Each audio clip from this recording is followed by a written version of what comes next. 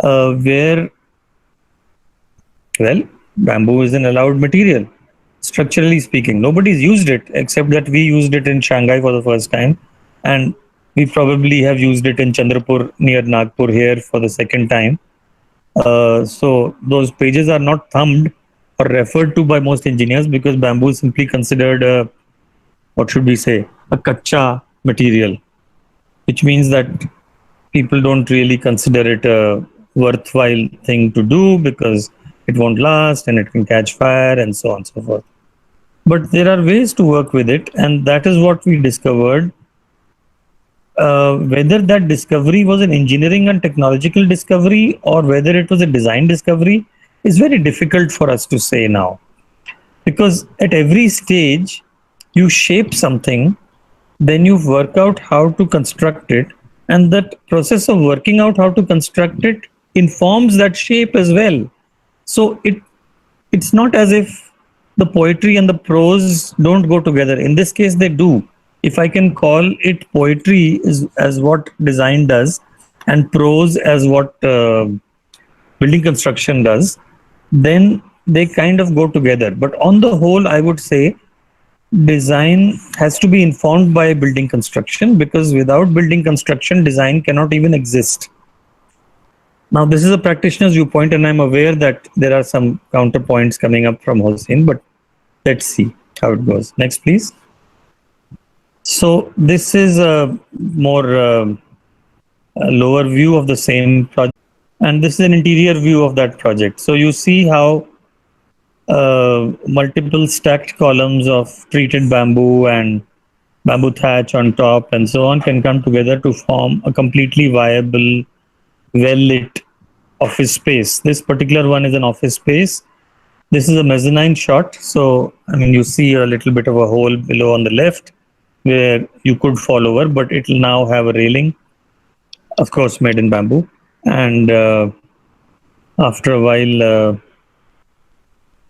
I think this should be enough to demonstrate my point that this could not have happened had it not been for the fact that our office has always lived to by the adage that we need to be able to be masters of the technology that we are using to be able to make any reasonable building at all.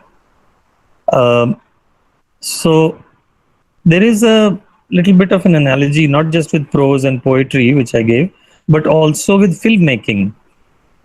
So there are filmmakers who can, let's say, direct a movie, which is the equivalent job that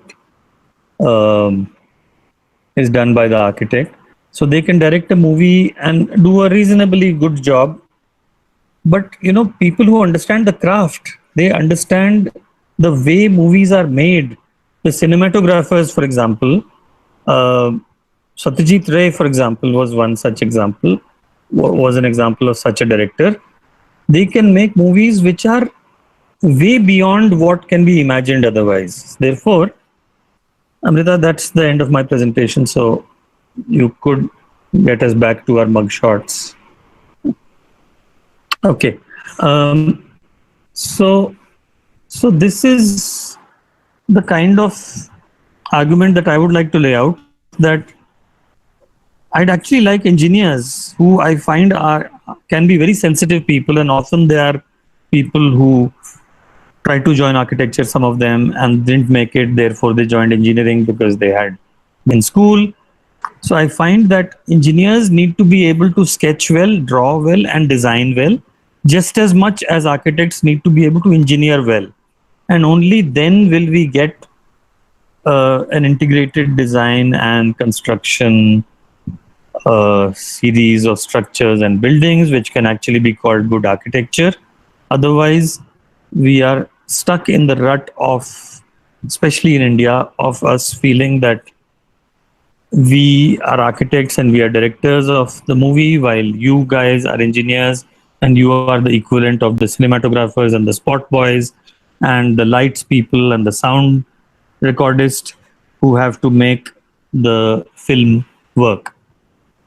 And I think that both architecture and engineering lose out as a profession if we stick to our ends of that bargain.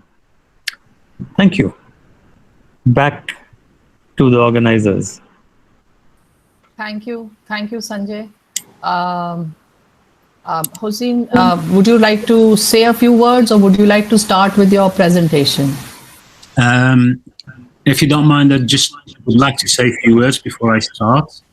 And for the presentation, if it's possible that you run the file I sent you so that I can simply put my notes here on the screen and go through my notes as someone is just pushing the slide forward. Is that possible?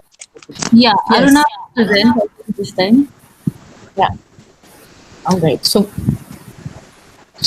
you can first say a few words, and then I'll start the presentation. Yeah. Thank you very much. Well, thank you first for the opportunity that you presented me with to be able to take part in this event. So thank you, organizers, faculty, and to Sanjay for coming and presenting an argument. However, I think the audience might be slightly disappointed because a lot of the things that I've heard are the same things that we share.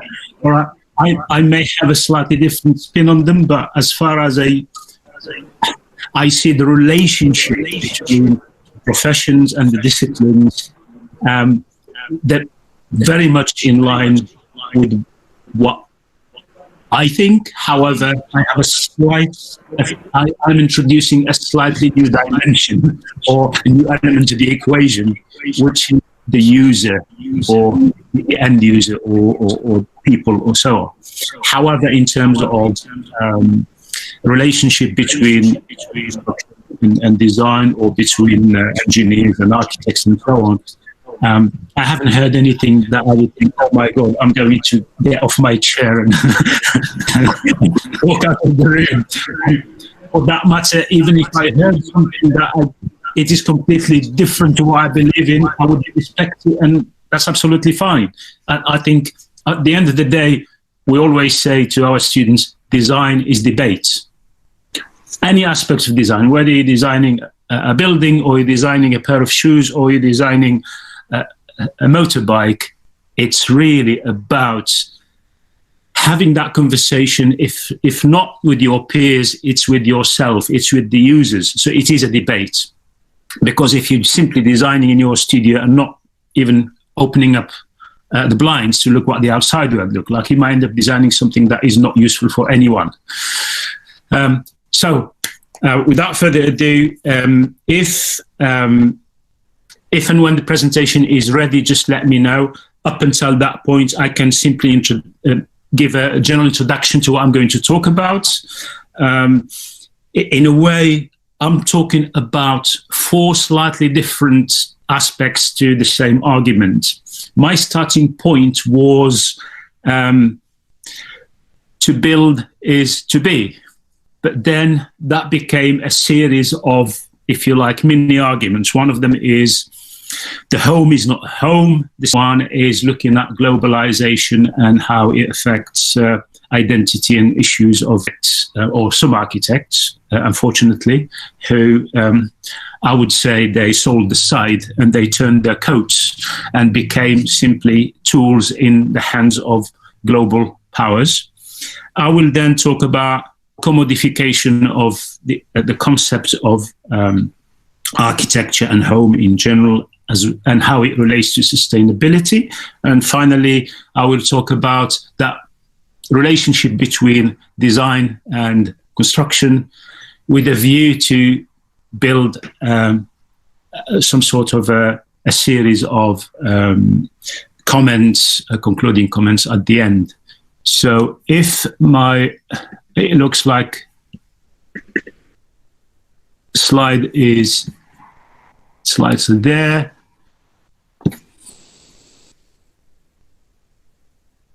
Okay, so my starting point is that To build is about the be all and end all, but that's not erecting a building. Let's make that clear. Build with a capital B for me is not really just taking a lump of materials and put them together and come up with a building, but it's all the processes. And incidentally, for me, in the process of either building, producing something, or simply as a design process in the office, or there is always a component or a party that we tend to forget about. That is the user.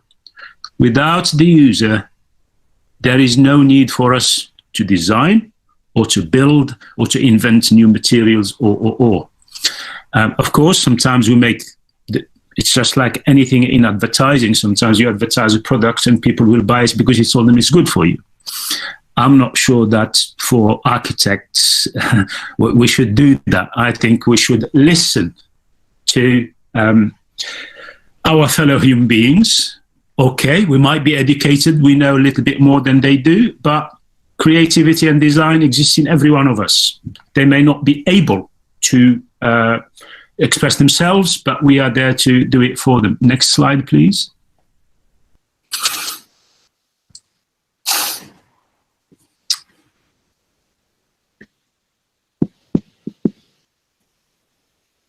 So that's the first topic, which I will go through. And as you can see, I'm using a little bit of color coding for the slides, so you will know roughly when you see the slides how far are we from the end of the presentation, so that you don't get perhaps bored. So the blue one is a home is not a house. Next, please. Then the yellow globalization and one size, what I call one size fits all, which is really, we've gone from international modern style to a global style where wherever you go, you find the same architecture, or if you can call it architecture, the same buildings going up everywhere. Next, please. And then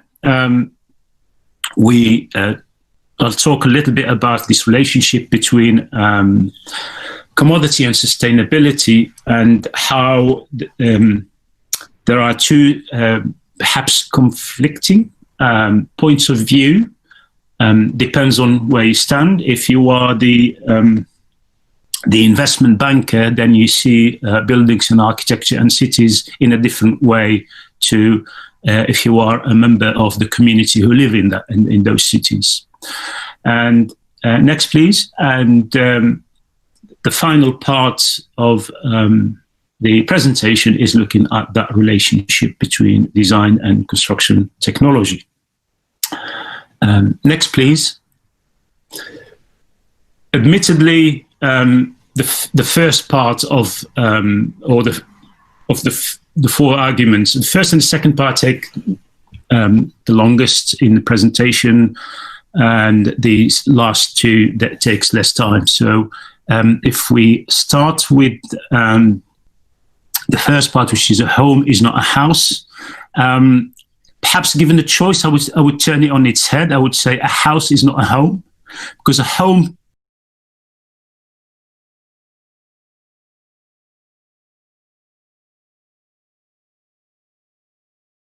is a house plus something else. So a home is, for me, a home is more than a house. This relationship between home and house, by looking at human evolution and associated production tools, which led or had an impact on the notion of home. Early humans made use of what nature offered to make basic shelter for protection from the elements and or the dangers, whether animals or the humans attacking them. However, as methods of production evolved and the economic system evolved from a hunter-gatherer to agrarian, being able to grow food, to industrial and so on, so did the built environment. And because we can produce different things and we have access to different technologies and so on, and that can be seen in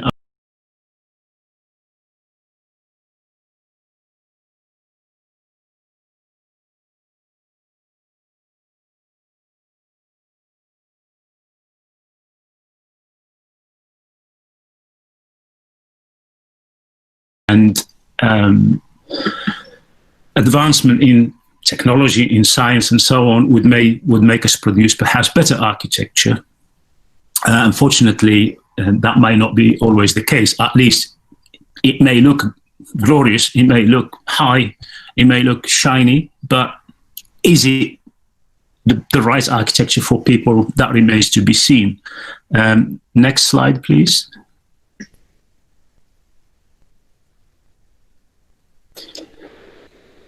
So trying to address what is the difference then between home and house, and perhaps a very, very sort of rough simplification is if you like, this equation where a home is a house plus something. So a house, which is basically the material side of a structure.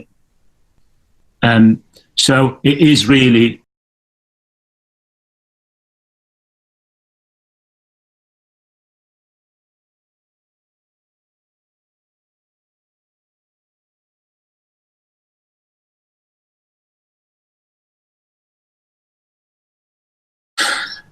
then a home is something different. It's something, it needs something else from the user for it to become home.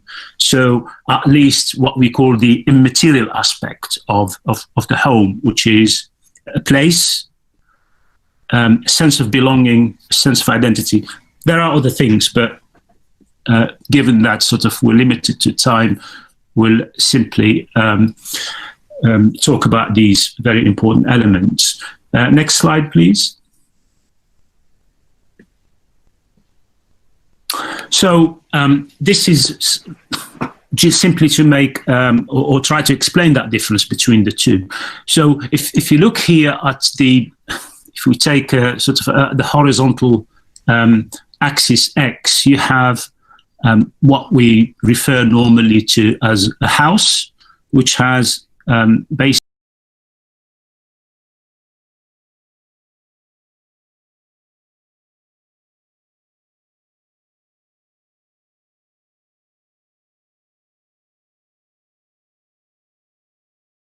it becomes a place. And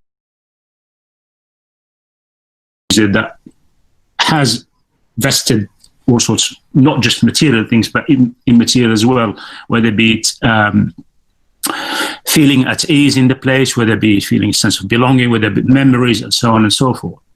And that leads to place identity that can be thought of as when the individual or the user make that place as part of their self. And I will explain a bit more about this in the coming slides. Next, please.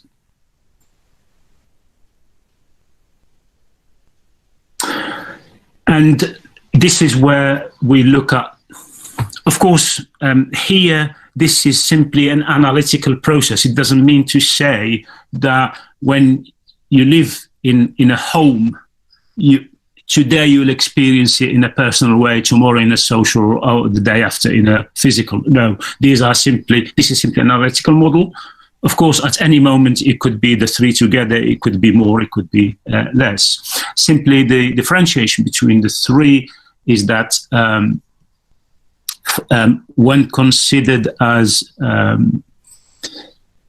from the personal aspect, what we're looking at is that the home can be seen as an extension of oneself, perhaps in two senses: the subjective self, that's the I, and the objective self, that's the me. A distinction which a lot of researchers in the environmental psychology make use of. Incidentally, all this research, perhaps earlier on, even as far back as perhaps mid-80s, sort of most of this research was done by psychologists. However, there seemed to be a failure on their part to understand actually what these concepts mean to people in interacting with their spaces. And as a result, a lot of people from urban design, architecture, environmental science, and so on started doing this kind of research, and it became what is now nowadays environmental psychology, which is very, very useful to researchers in the architecture sphere, where they want to understand the relationship between the physical space and the way we make it into a place. So as you can see here in this diagram, you have that first area at the top, which is the personal. And words that describe the personal are such words as happiness, belonging, and so on and so forth. Next slide, please. Then we look at home as from a social aspect. So it's really the social home. It's the presence and relationships with other people that contribute towards a place being home. So it's not only a place often shared with other people, but is also a place allowing entertainment and enjoyment of other people's company, such as friends and relatives. To the point where sometimes our existence or our being is very much defined by that place, to the point where, for example, for the sake of the argument, where social relationships break down, the effect on our home, not just the physical home, can be devastating. In other words, you feel that you have to start from scratch. It doesn't matter. Even if you're staying in the same house, it becomes a different home. Next slide, please. And this is the third aspect of the home, which is the physical. In a way, this is just, it's in approximation of the house. So the physical home is a physical entity, embraces not only the physical structure and style of architecture, but also the human space available.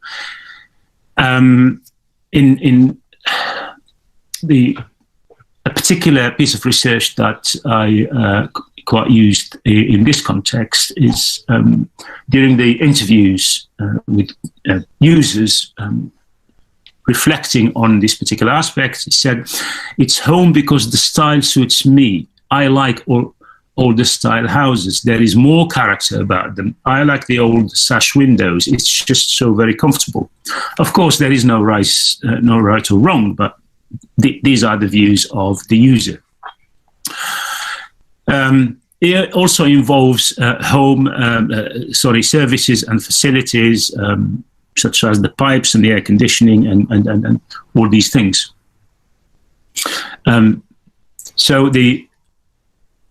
There's also home in which the physical environment plays a little or no part at all, such as the spiritual home, where the physical environment does become important. It seems to act as a focus for the person's activity, memories, and experience, indeed their sense of identity. So these three models of perceiving the home really what articulates the difference between home and a house. Next, please. And if we go back to the original slide we started with, the difference, one can perhaps summarize this in that the design and layout of the house, its architecture style, its very structure is imbued with these instances of self-impression and expression, with memories and experiences. While the physical environment has a role to play in structuring what people do, what they feel, and the sort of meanings what are associated with the physical form, without those immaterial characteristics, the house could not be a home. This is extremely important.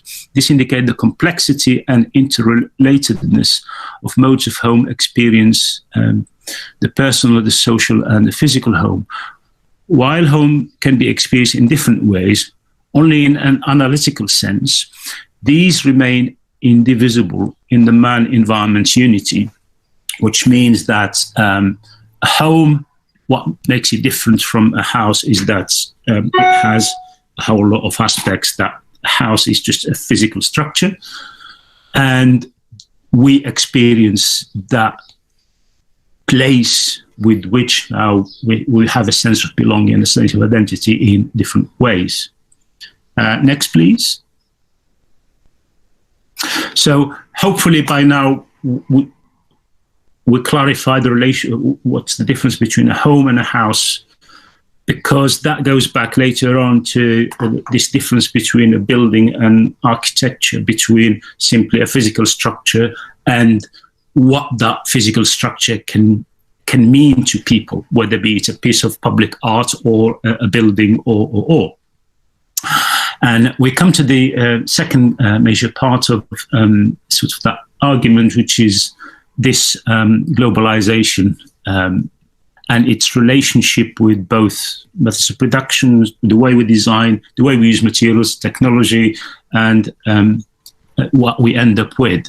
And admittedly, in this slide, what I'm trying to do is really simply condensing sort of 5,000 years of history into 30 seconds. It's really looking at sort of markers throughout history where the word globalization sort of existed. It's not new. Simply as a sort of as a concept, it has always existed. However, as something that drives our way we see things, and particularly advertising, or be it a way of thinking, and so on, is quite recent. So, however, there's an interesting sort of analogy to put between how architecture or architecture thinking sort of evolved, and which is always to do with, or it's related to our methods of production, what we can produce in terms of materials, and how we use that technology to sometimes realize the design we can do. And that also is related to globalization in terms of whether we're making new materials, or whether we're marketing those materials to realize those so-called international designs. And next, please. Next slide. So I wanted to pick up a few points to highlight this relationship between globalization and identity. And 4 bullet points I wanted to focus on is that people who control capital and capital flow and are basically the main or the major components of this globalized system.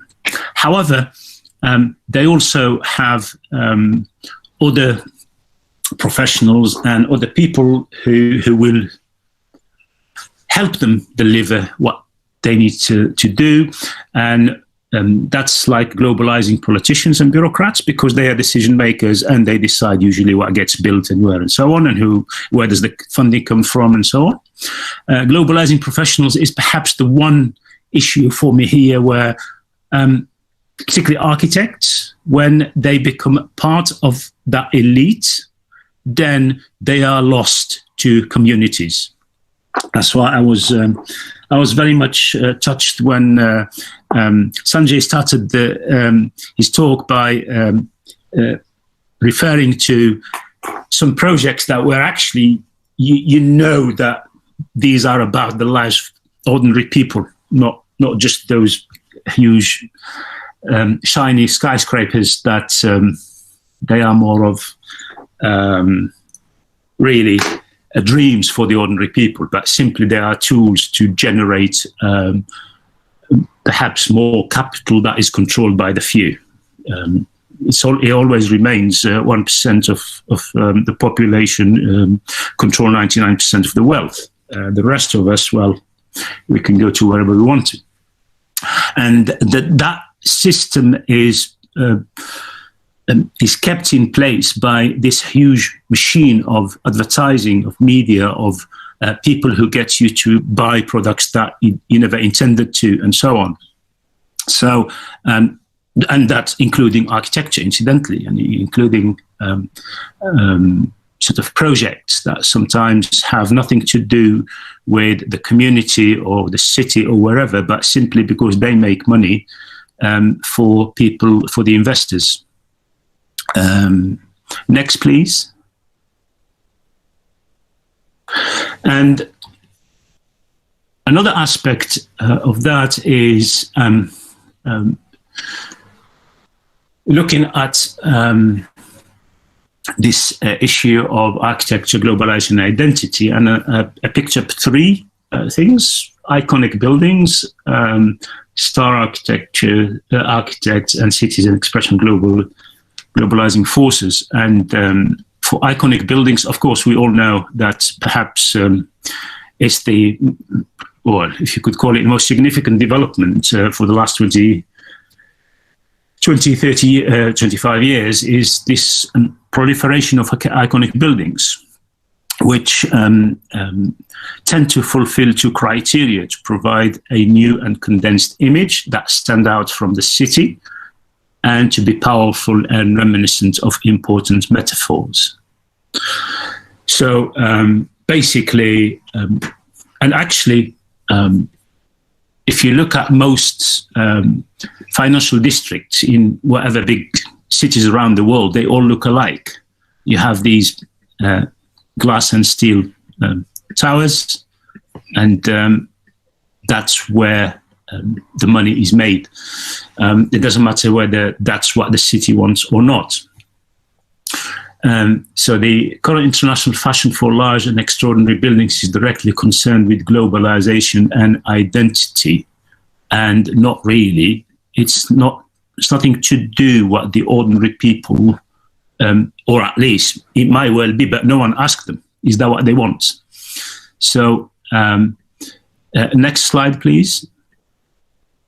And of course, that goes hand in hand with star architects. And we all know star architects, and we have nothing against star architects. And good luck to them, whatever they do. Now, sorry to barge in. A little time crunch happening here, so I request you to speed up a bit, please. Thank you. Yeah. Well, since we know a lot about star architects, I'll move to the next one. City as an expression for globalizing identity is really, given that the major decisions are taken by financial institutions and their allies, whether it be the star architects or whether it be the globalized decision makers, those who, a lot of them would have probably gone through the Chevening Scholarship, and because they give those scholarships from people from around the world, and then they go back. And I've got nothing against the Chevening Scholarship. I'm just making it. So, and can we go to the next slide, please? And as a result of that, really, what we end up with is a situation where it's not necessarily that what we want, because if you put on the one hand this kind of development at international level, wherever you go, and on the other hand the needs of people and communities, you find that that on two completely opposing sides. On the one hand, corporations and decision makers are interested in, under the guise of regeneration, they are interested in capital generation, wealth generation, but that wealth doesn't really, very rare that it trickles, small, essentially it trickles to the community, but most of it goes to the capital, people who control the capital. Again, next slide, please. For them, it's the economic cost that matters. But what's forgotten in that the real cost is more than the economic cost. The real cost has an environmental cost, and sometimes that's and a social one. When I say social, including perhaps a cultural part of it, because if there is no identity, then what is left? Are we left just with physical infrastructure? And that's where you have a situation where communities and the city that is designed or that is being developed by investors, they have nothing in common. Next, please. Which brings me to the last part. You'll be pleased to know of the presentation and the relationship between design and construction technology. Luckily, I'm not in one of the faculties, so I can say what I like. But there is nothing controversial in what I was going to say. Most of what I was going to say, and I'm going to say, I've heard it already. In other words, there is no controversy here. Unfortunately, perhaps for the audience who might have been waiting for something controversial. For me, as academic disciplines, sometimes they're created as independent disciplines or blocks or faculties or whatever, or departments, simply for management purposes. It suits managing an institution that way. In a way, they exist side by side. That's because the end result is they both influence the same product, which is the placemaking. If I were ever to run a university and it has a department or a faculty for design and construction and so on, I will have one that is called placemaking. Everything in it, from the guy who repairs, I don't know, baskets, to the guy who designs skyscrapers. So as professions, they exist in different worlds, in parallel worlds, and so on. But really, they are all, and rightly so, they are all faces of the same coin. And as production tools, sometimes at some stage, you're designing, but you're also thinking about how to detail, and as if detailing is not designing. That's designing itself, but design at the detail scale rather than as well as when you're detailing, if you forget about how actually the little detail fits into the bigger thing, then you're in trouble. So I don't see them exclusive. I see them sometimes this one is over this one, sometimes this one. It depends on where you are in the process, it depends on the workflow, it depends on who's doing what. So for me, it's a mutual relationship rather than an exclusive relationship. Next, please.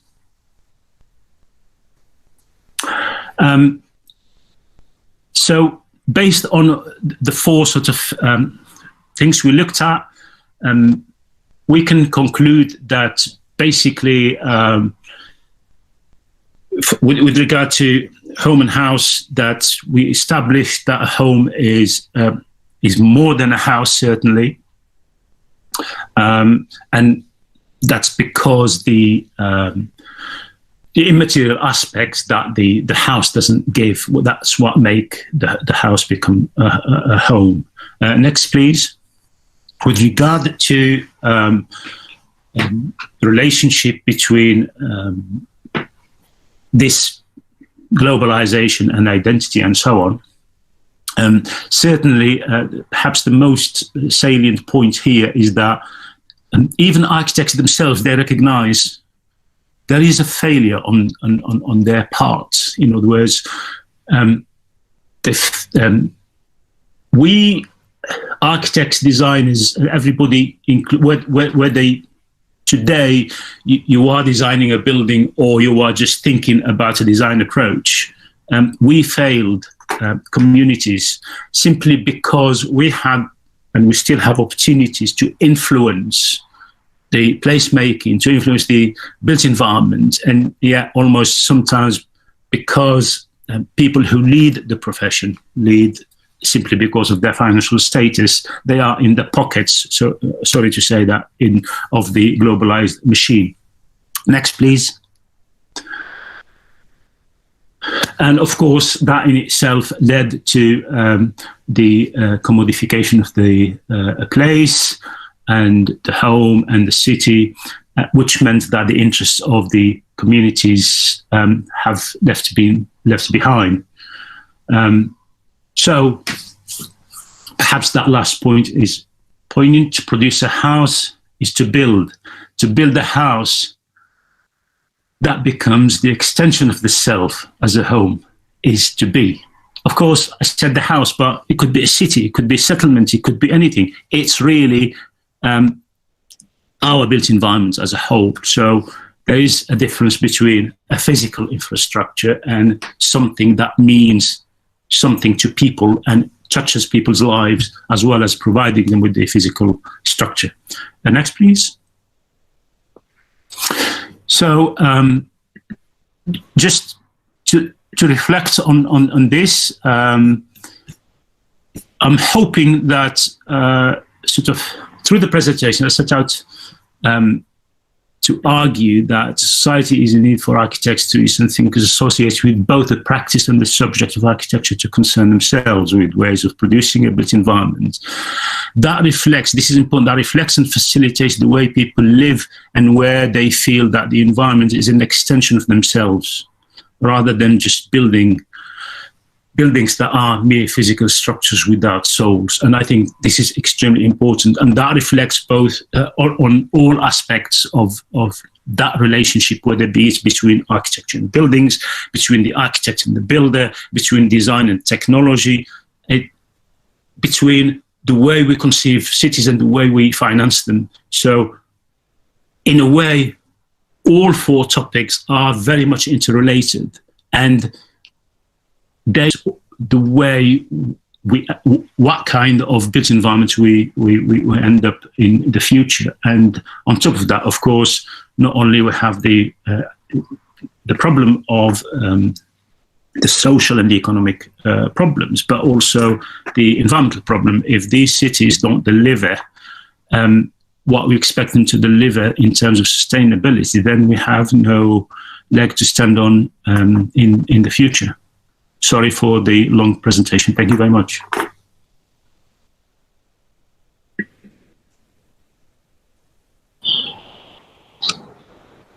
So, Sanjay, would you like to come in and fight? Yeah. Well, not fight. I mean, as Hussein said, there's not very much he found in my presentation which was very objectionable. And let me say, there's not very much I find in his that is very objectionable either. But yes, it is true that we need a home to be a house plus. But here is an argument. The argument can be that as designers and architects, we can only train ourselves to design the physicality of the object. The design thinking comes in because it has to start focusing on how that physical object, which we need to be masters of, can later become owned, create identity, and then be seen as a home, as it were, to paraphrase Hossein. I don't know if that would be acceptable, Hossein, as a way of creating a common ground. Partly, yes. Partly, yeah. I mean, I can push it, but I'll start from what you said first and then elaborate on that. Mm-hmm. What you said is absolutely right. First priority is to get our heads around the physical aspects of what we want to design. However, there's a big however, is once you are a fully fledged designer, okay, when a young student or young designer just out of college and so on, that's your priority, yeah, is to get your head around the nitty gritty of designing, of understanding how. However, when you become a fully fledged designer and you have clients, you need to make time to understand what the client needs rather than appoint yourself as I know what the client needs. And that's of course. That's where the problem we have particularly with star architects, where, because they are a brand. People go to them because they're brand, not because the architecture. No, I agree. And surely, and I think if you were to Google about me, you would find out that I'm not a star architect. So that I consider it a badge of honor rather than a problem. But it's not just that. I mean, I am also responding to the fact that, especially in India, and especially in architecture schools, we see there's a tendency for a lot of creative designers to shun technology as if it were beneath their station. And that, to my mind, is completely horrible. I mean, you just can't make a great film unless you know cinematography, sound, and lights, as well as the technologists. It's rather unfortunate for the audience. I cannot disagree with that. I advocate that. So it's problematic for us here, because for me, design and technology do not exist in parallel worlds. They are like this. Unfortunately, what Vibhuti used. Yeah, what Vibhuti said in the beginning, that they are like parallel tracks and you jump from one to the other, simply not true. So I would say that the only argument we have is against Vibhuti's formulation of them as parallel tracks rather than two sides of the same coin. Okay, fair enough, but also to put it on me, but that's great. But I don't understand what the fuss is about when technology actually has influenced maybe only two areas of our home, which is a kitchen and the toilet. And Amos Rappaport said this, decades ago, that the way we live, sleep, eat is basically the same. How we flush the loo and cook the food may have changed, has been influenced by technology. But our living rooms, our bedrooms are like they were since cavemen, have slept like that. We are also sleeping like that. So what is it about technology that is such a, so, and my second point is that, the buildings we describe and admire historically, we sentimentalize those buildings and then want to recreate that sentiment of what a home is. And maybe there isn't anything, a home is probably a myth. It's actually a shell that covers our pipes is what a home is. I mean, go ahead. Can I come in on the first point, about technology? Yeah, you say that the only technology sort of is the kitchen and the loo. I disagree with that fundamentally. The glass of the window is technology. The material of the wall is technology. I'll give an example from Sanjay's presentation. That west wall, if it wasn't a knowledge about the behavior of the material and reducing the size of the opening so that you reduce the heat gain from the west side, because most of the day it's exposed to heat gains, that's technology. That's understanding how a material behaves in a certain way. So you block the ingress of solar radiation, you reduce the heat gain, it's absorbed by the concrete and it's vented out. That's technology. Using bamboo or using earth that's technology. So technology is not just the shiny bit that comes off the shelf and you fix it and you turn the button and it works. That's one thing. The second one is about I think the sentimentality. We're not saying reproduce the way we lived in the cave. What can we learn from it? What can we learn from what our ancestors did? Is there anything we can learn that we can actually apply today in the contemporary context with the new materials, with the new technologies? That's what it is. We're not saying let's go back and live in the cave. We don't have to go back to the cave in order to learn from the experience of the past that we can use in the future. Sorry. Yeah. So let us now turn this argument against Vibhuti more than. Sorry, this was not planned incidentally. We didn't plan it that way.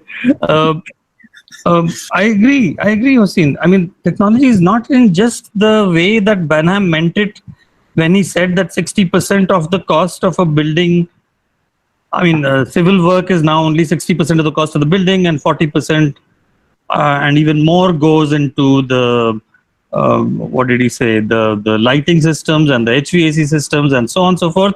And therefore, he made his seminal contribution by saying, home is not a house. Essentially, but there is such a thing as identity, and you mentioned place.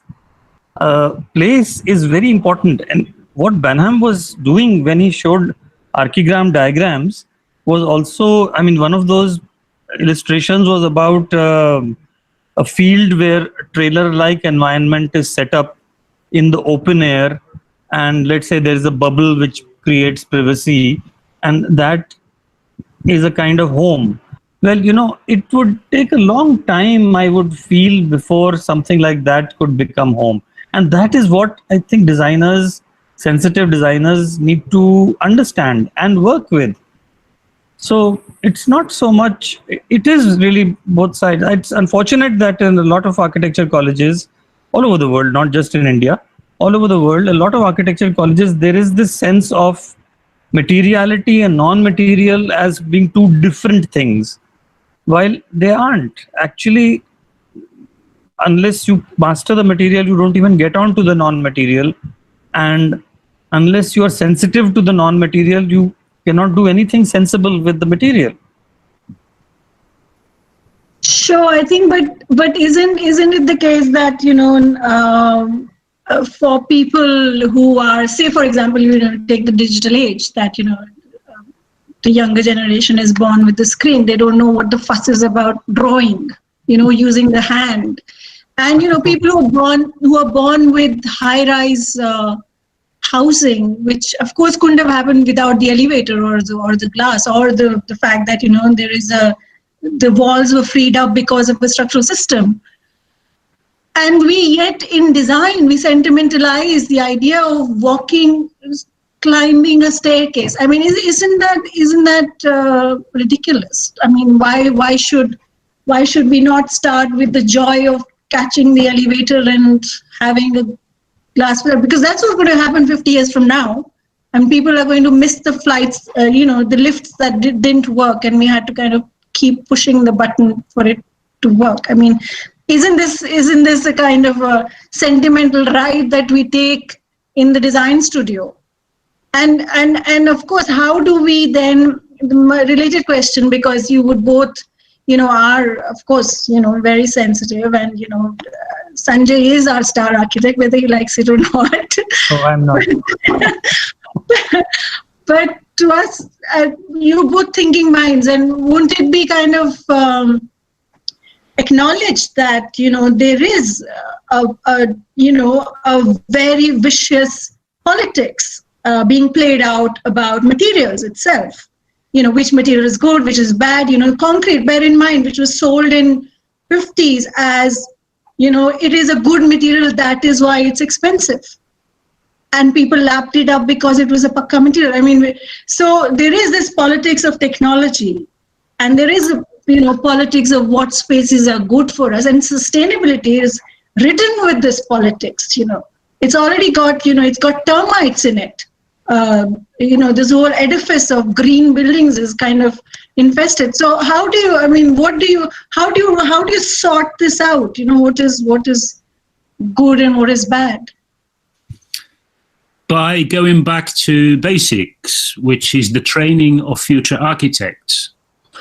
If I see it every day, studio tutors, when they sit with the students and they start talking about a building or whatever, an object, and if the student makes a mention of about this material or this technique, the tutor, not all of them, luckily, but a lot of them would say, don't talk to me about that. I'm here for design.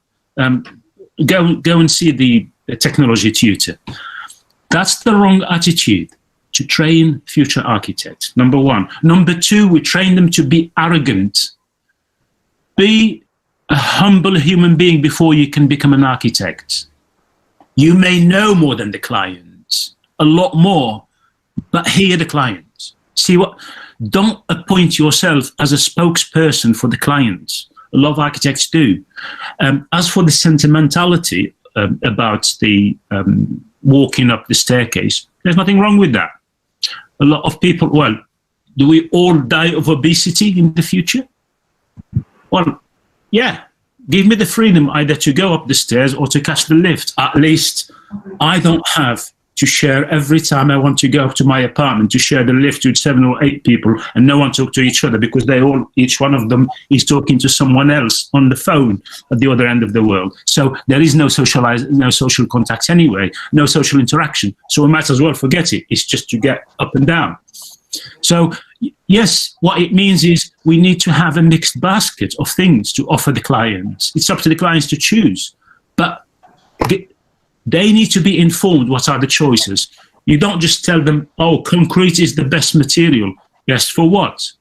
Maybe if you are designing a building that requires a lot of strength or whatever, but if you're building something small, doesn't need to be concrete. So you make it, you sell it as if it's a good material. It's not actually good at all.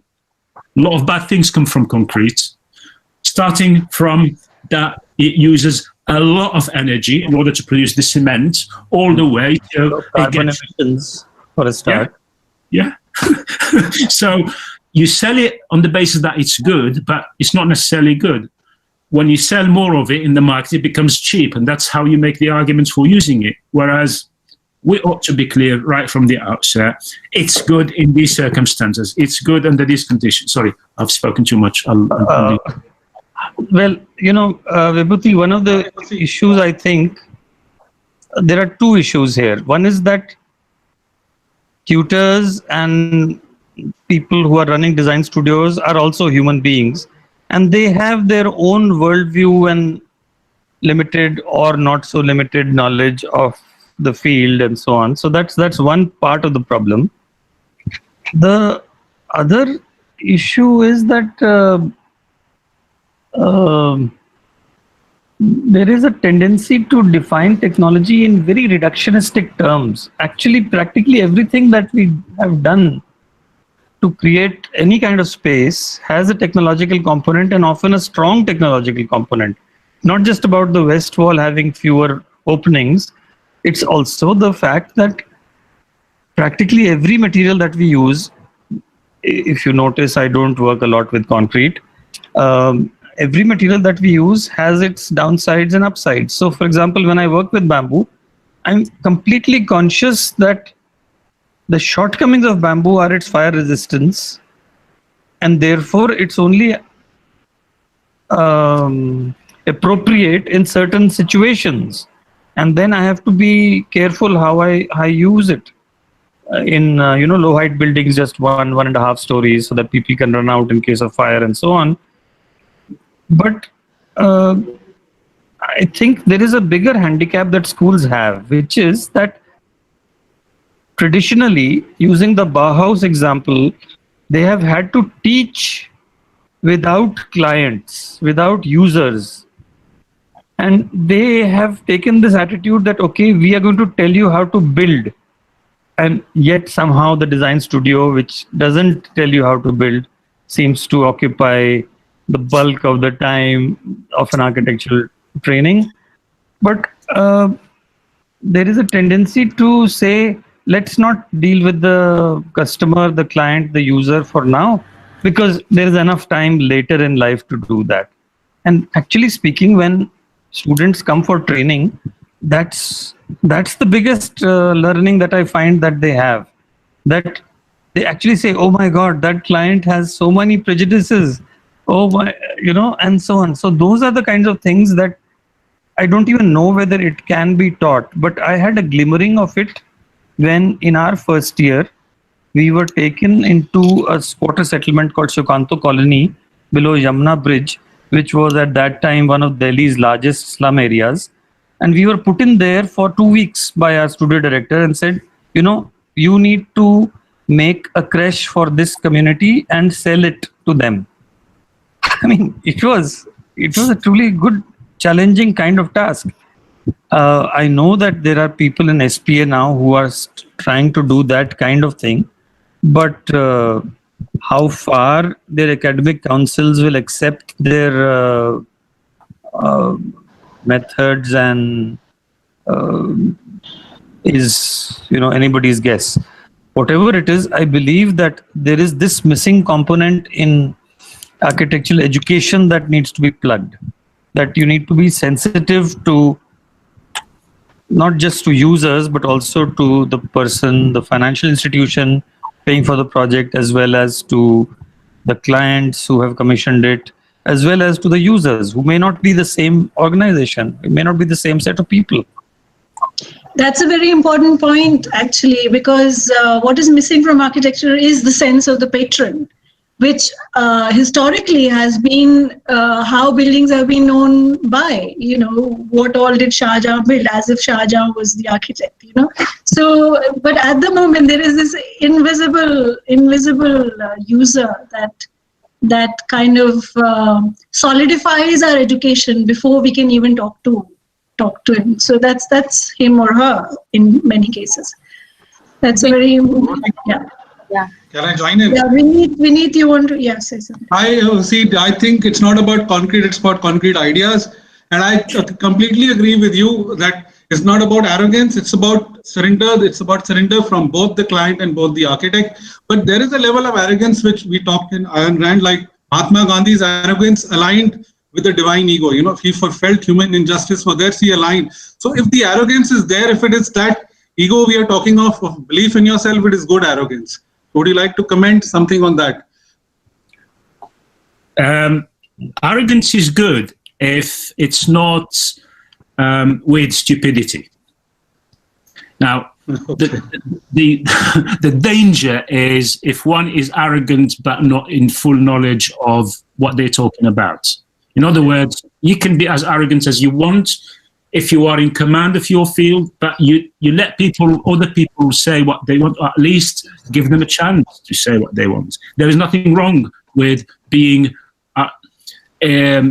you have a lot of confidence in yourself, in your ability, in the knowledge that you have. Absolutely, it's not a problem. But if that arrogance is based on shaky foundations, in other words, you don't have any concrete in the foundations, it's just a few broken bricks, then that's where the problem, because you might be leading something, but down the wrong garden path, so to speak. So arrogance that is based on... You would rate Mahatma Gandhi's arrogance as on shaky foundations, or you would call it a solid foundation? Say that again, please. You will consider Mahatma Gandhi's foundation as shaky or solid? No, it's not. No, it's not. I'm talking about architects that. No, I mean just to get your viewpoint. No, I wouldn't. I wouldn't say that his arrogance is on a shaky ground simply because I wouldn't be able to think in the way he does. So I can't say something about somebody who is in a better position than me. So at least I would. Sorry, go on. There is So there is you want to say something? Yes, I do. So besides arrogance, there is also the term confidence that was used by Hussein. I think they are kind of again two sides of the same coin. If you are going to be arrogant but on strong foundations, as it were, then you also need to get that balance between confidence and overconfidence. Yeah. And that is really the crux of the matter. If you are too cavalier about saying, oh, this I can do and I will do it in a jiffy, well, the material is going to tell you that it's not going to stand. Yeah. So you need to have just that right balance of not too much underconfidence, but not overconfidence. And that, of course, is, to my mind, it comes from practice, because finally you serve society through practice. And that is something that, at least in the current system, the college system does not allow that to happen in architecture college. So would you say, Sanjay, that the design studio needs to, I'm just putting this proposition, that we should have essentially a construction studio in which there is a design studio? Yeah, why not? That's a very interesting proposition, though I've never thought about it that way. But in the Indian context especially, I think it would make a lot of sense for there to be a vocationally strong studio which would deal with issues of non-material worth, issues that are not just physical, although the studio is called a physical design studio, and yet there are social and personal issues that keep coming up all the time. So that would be one way of solving it.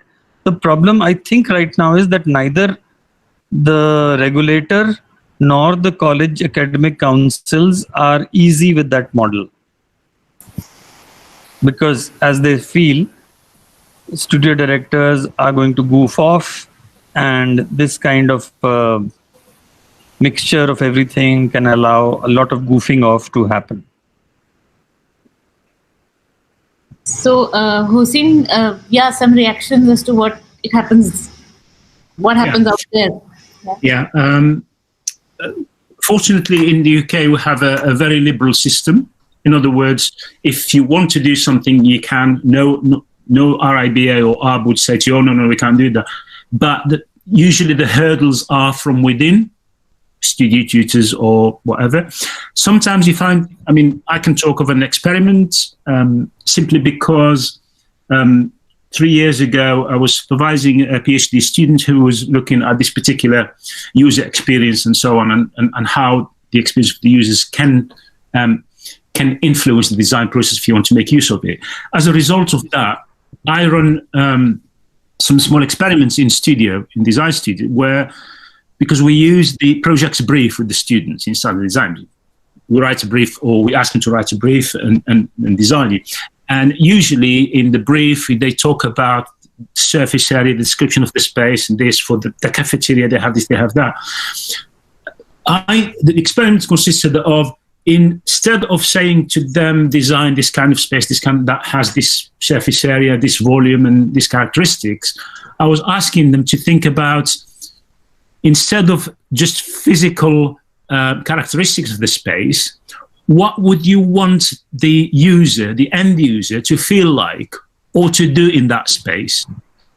Just rather than telling me it's a cafeteria that is 35 square meters and it has a bar and 16 stools, just tell me, how would you want the user to feel in that space? It's very difficult. It's easy to talk about it like this. It was actually very difficult to write it as a brief, and even more difficult to design to it. But nonetheless, actually some students managed to achieve certain things that probably we didn't think that you could do it. Unfortunately, to run that across a whole sort of cohort of students, wherever, you need the cooperation of all design tutors and so on. And a lot of them would say, I'm not interested in that. We've been doing it like this for years, so why change it? Unfortunately. Yeah, I would like a couple of students who've been wanting to come in. Gurmeher, Ashni. Gurmeher. Hello, Mom. Gurmeher, put on your camera, please. It would be nice to switch on the camera for whoever is intervening. Good morning, sir. Hello, everyone. It's not more of a question; it's more of a reaction, and it's so a few months, like a month back only, I called my faculty. I called Amrita ma'am up, and I said, I can't do VC. I'm not able to do VC. I can't understand it. I can do design. I'm not able to understand how do I get myself interested enough in VC. And she just said, so you don't think materials are important enough in your design as well? And obviously then I was like, it was more like a shock. And I was like, I'm not being considerate enough. And just watching, I think both of you had obviously there was your arguments were supposed to be different, and there's a common basis to the fact that you can't separate these two. They're not two different entities. And I think I'm just glad that you spoke about this, because I think personally, a lot of us students especially, we needed to hear this. So I'm just glad that you spoke, because this is something that's been a problem, like coming from, I'm only in the second year. I graduated. I'm only in the second year. So this is more of a, it's important. This is a confusion that's been there with us. Like, now it's time to do BC. I think now it's drafting time. Let's give up design. But the moment I think you sort of realize that they're interconnected, it just makes it sort of more interesting. Like now with my design, I think this sem I thought, what if I make this wood? What if I do this with the material? Add something to it. So I think thank you so much for talking about this. Thank you. Pleasure. Thank you. Good afternoon, sirs and ma'am. I had a question. So, like, how was building construction and design integrated when you were doing your undergraduate studies? Do you think that the current methodology is the wrong methodology, and should we invent a new methodology, or should we go back to the older way of teaching and incorporating of building construction in design, and the other way around? Can I? Yeah, go ahead. I'm not sure what do you mean by older method and new method. For me, there is one method of teaching design. For me, incidentally, when I'm in the studio, I don't think sometimes I'm teaching design, and some of the times I'm teaching building construction. All the time I'm teaching design. When I'm talking about how you use a material and what basis why did you choose bricks and not concrete, or why did you choose timber and not steel?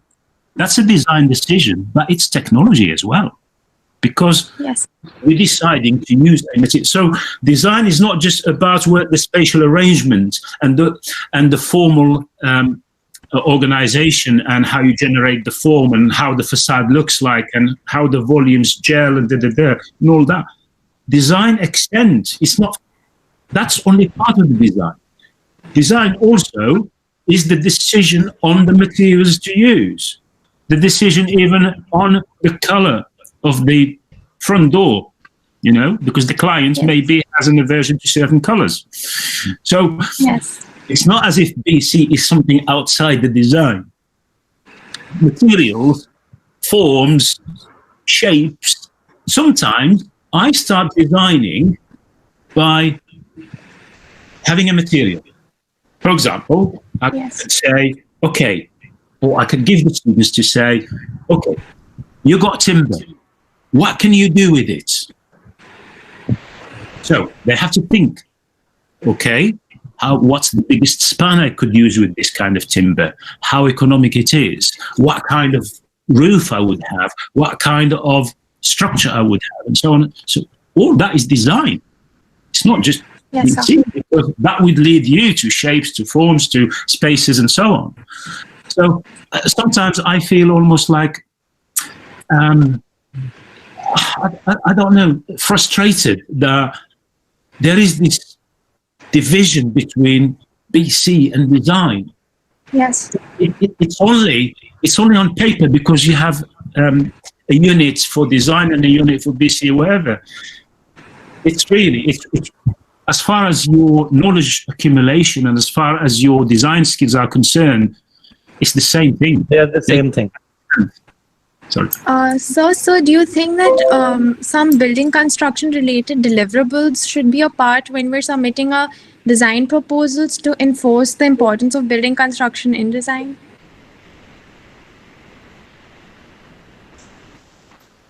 That's very difficult to answer. No, I mean, that depends a lot on the pedagogy that you're undergoing, the attitudes of the various professors and so on, and even the crits that they engage with you on. So that's not a fair question, frankly. Let me just come in on your earlier intervention. Yes, sir.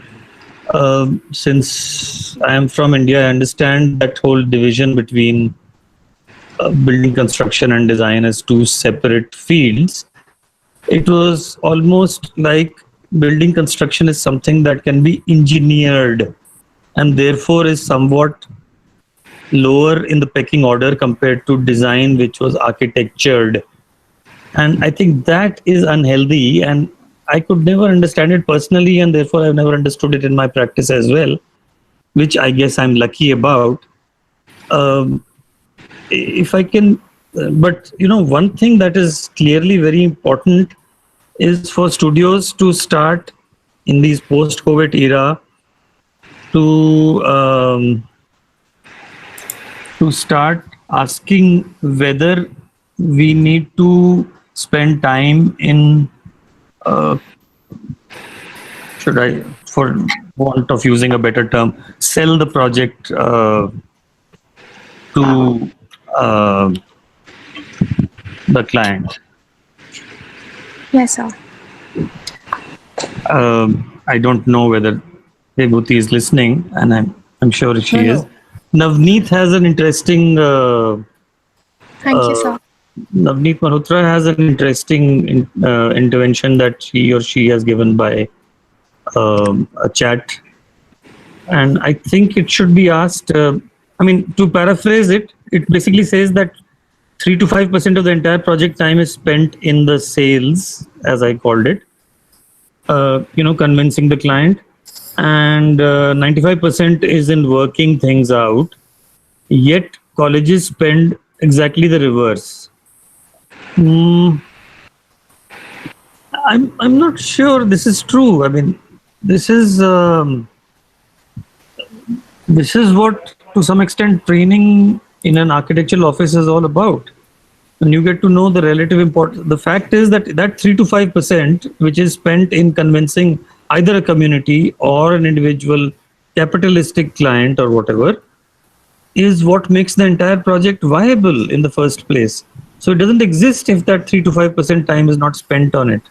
So I don't know whether that answers Navneet, and if not, Navneet, you can unmute and just come in. We are badly running out of time, but I can give 5 or 10 minutes more so we can have 1 or 2 interactions. We have another question coming in from another student, Nikita. She wants to pitch in. Yeah, Nikita, go ahead. Okay. Morning, sir. Morning, ma'am. So this was really insightful what you've been talking about, but also, like, with respect to what I've been facing in my studios, I have one question, is that what happens a lot of the times so we have 2 subjects, architectural design and building construction. Now with architectural design, the kind of things we design, sometimes it becomes very tough to imagine how it would look in reality, like barring all the models that we make, right? In reality, what it would look like, what the user would experience. It's very tough to, the materials that you talked about, how in building it's important to understand the materiality of it. I feel like sometimes we lack because of not knowing the value of those materials in subjects like building construction, and it prevents me at least from really imagining what my final project is going to look like. So is there like a clue that you could give, a tool maybe which would help bar this matter? Well, I can describe to you the experience from my own institution. Admittedly, at Westminster now, most of my work is as a researcher. I have very little with teaching. I do a couple of hours a week. In my previous institution, where I had a substantial teaching post, I get the students to acquaint themselves with the material they want to use. Even second year students, I get them to mix concrete and to play with it and to find actually if you touch the cement without wearing gloves, actually, you get itchy skin and all these things. So because if a students come to me and say, I'm using concrete, the first question I ask them, do you know concrete? And if they say yes, how do you know it? Oh, I read about it. No, you don't know it. At least go and touch concrete, see how it feels. There are hundreds of thousands of different concrete textures and colors and so on. So me is get to know the material. Okay, you can't know every material you come across. You cannot cast glass, but you can touch a piece of glass and see that it's cold. And get to know the materials. That way, if by the time you've reached the 5th year and you know 10 materials very well, that's quite an exploit. That's something that you achieve. Not many people go to practice and they know about 10 materials. They know very well about 10 materials. So get to know materials. Even play with them, touch them, see how they change, see how you start understanding that concrete actually is bulky, it's heavy. When you cast it on site, it's time consuming. Oh, I might use precast, or I do this, or I do that. Oh, it's costly. That's the kind of things that you need to know about materials in order to use them.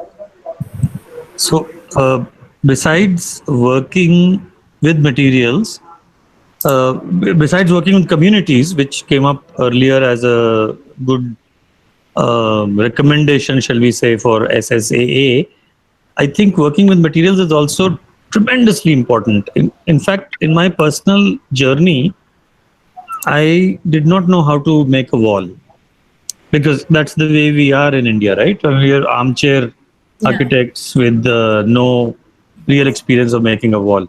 So I was also aware, because I became a contractor initially, that I should not be learning from my badly trained Indian mason who used a very, shall we say, a very lazy way to make a wall by laying bricks in a certain way, getting a baildar to put mortar on it, and putting the frogs up and all that kind of thing.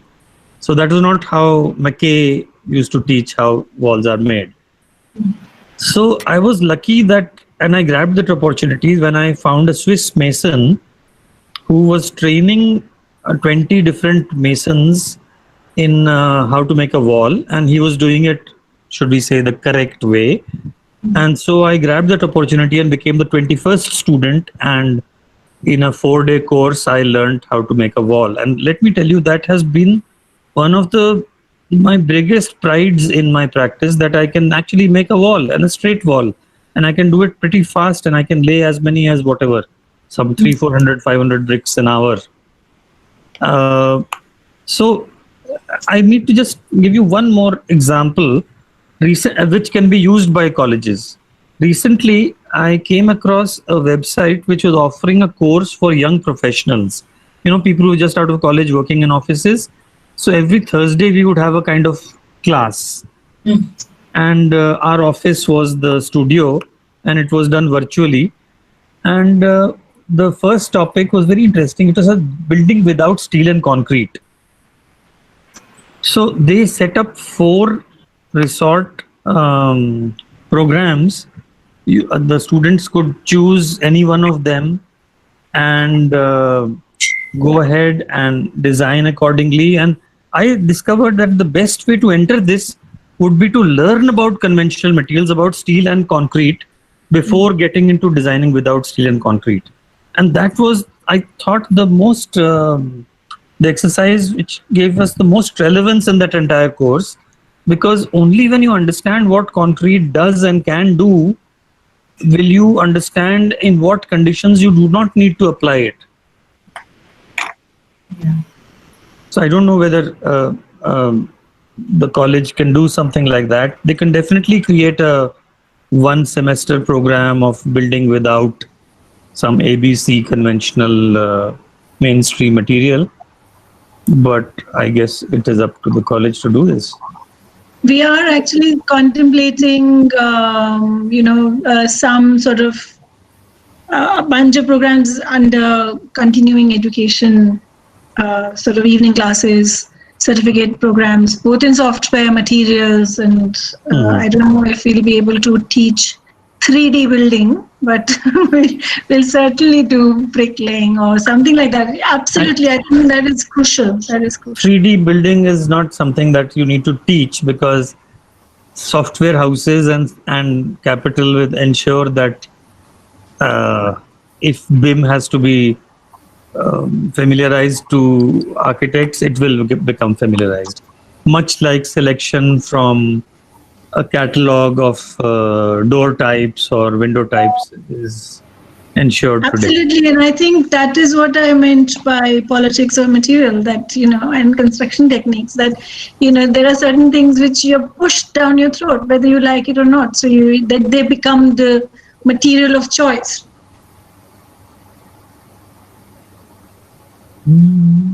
So I think we are losing Vibhuti, but Yeah. Yes. Yeah. Yeah. So I would just like any of our co-faculty, if they have any questions regarding. I think Yeah, Sujini. Yeah, I have a question. So, incidentally, please feel free to mail me at a mail ID that I have put into the chat box. And I'm sure Hosein's mail ID was also on his presentation, so I'm sure he would. I feel I'd be quite happy to receive questions, right? That is so generous of you, both of you. Thank you so much. I mean, it is a really fantastic opportunity for our young faculty and students. I mean, I can't emphasize enough. Thank you both so much for that. Too. My pleasure. Our pleasure, should I say, on behalf of both of us. Thank you. sir, I have a quick question. Am I audible? Yes. Yeah, okay. So actually, when we are saying that a house is not just a home, and as an architect, we take a lot of measures, brainstorm, design, and I think one which, to make it a very holistic and democratic in that way, we sometimes do participatory design process to make it more inclusive in design. So if in design, if it's possible, can participatory construction is possible? Yes, my answer is yes. I have done more than 300 schools in Eastern Rajasthan using participatory construction methods. I mean, I may be a star architect according to Vibhuti, but I have never lost sight of the fact that there's a society that we design for. And so can you just elaborate on the process, that what does participatory construction means, and how it becomes an inclusive construction process? This is going to be taking too long, and we are running on negative time. Yeah.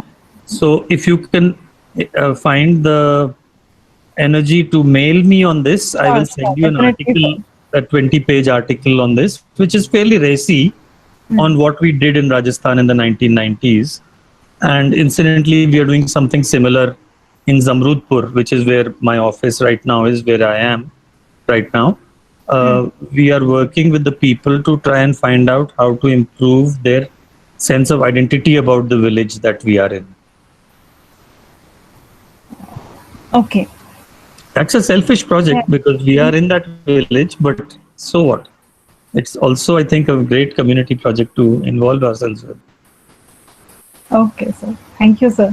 So we will get this thing in and maybe share it with our participants as well. You can do that.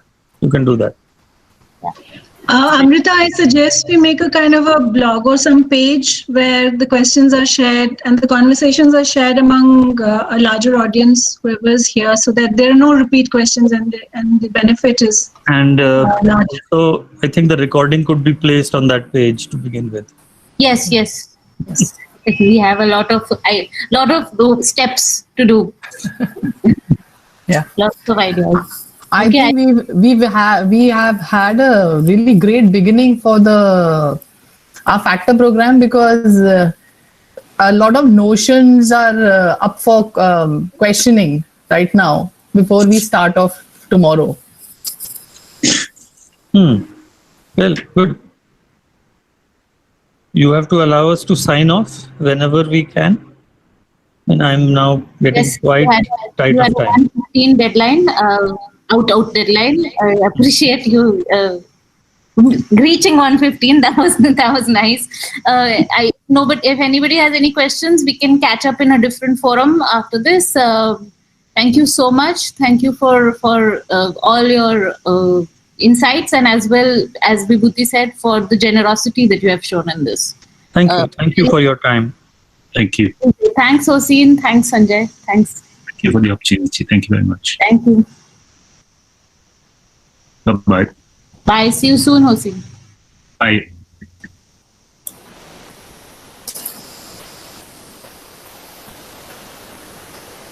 Thank you. See you the other side at 2:30. 2:30 is when we start there. All right. I think it was a good start. Thank We you. couldn't make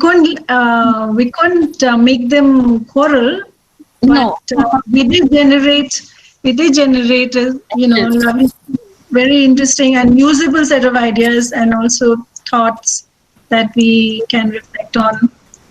And I would urge all the people who are attending SSA Factor to commit to it for the entire week, because not only because it'll benefit them, but also because a certain critical mass is there, and it's beneficial for the process that the same critical mass is there with us, because it reflects in the questions and engagement you have with the rest of the process. So stick to it, and go through the entire journey with us. That will be very special. Thank you. So we'll also be, for all our participants, adding you to a WhatsApp group, like we've said. So we'll also have that, so that there's quick communication amongst us, just for this duration, 1 week, so that we can chat. So that we'll just do. I think this was between 1 and 1:30. We were supposed to have an interactive session, have some feedback. Maybe we have a little too much to digest, and another session to start. So I suggest we actually do that at the end of the day. We'll recapitulate after the second session, 4:30 to 5. We'll spend some time with each other trying to figure out what we've gained out of these two sessions, right? So thank you. I think everyone, we can all take a break and join back at 2:30, a quarter to 2:15. Sorry. All right, and we'll get back to making sure our next participants, next speakers have sent in their presentations and done all of that, and make all of that work. All right, thank you. Bye, everybody. Thank you.